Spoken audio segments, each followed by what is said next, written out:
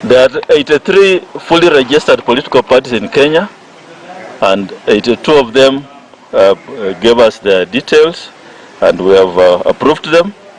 There's only one party was non-responsive, and is known as the Alliance Real Change Party. It was non-responsive.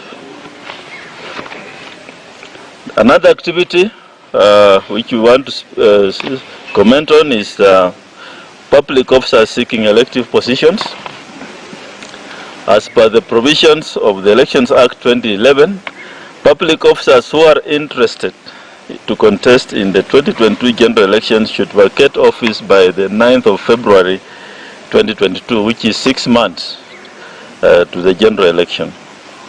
However, in 2017, the Employment and Labor Relations Court sitting at Kericho declared Section 43(5) of the Elections Act requiring public officers to quit office 6 months to election.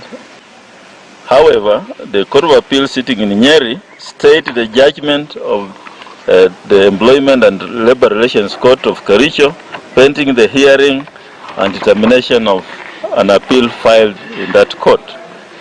This appeal to the Court of Appeal is yet to be heard. Further, on 21st of December 2021, the Employment and Labor Relations Court sitting at Nairobi granted expert interim orders restraining IEBC from barring any public officer from vying for any elective seat in the general election scheduled for 9th of August 2022, unless they resign from office on or before 9th February 2022 or as otherwise directed by the court. The court also granted orders of stay of the operation of this section pending inter partes hearing on 24th of January 2022. The Commission has since brought to the attention of the High Court in Nairobi the subsisting orders of stay of the Court of Appeal pending determination of the appeal against the judgment of the Employment and Labor Relations Court filed in which was heard in Kericho. We have brought the attention of the Court of Appeal matter, and the matter in Nairobi will come for mention on 24th of January 2022, and the Commission awaits directions from the High Court. In conclusion, the Commission wishes to assure Kenyans that it's on course in preparation for the 9th of August 2022 general election, and I wish to thank all our stakeholders and all Kenyans for their support, for their continued support.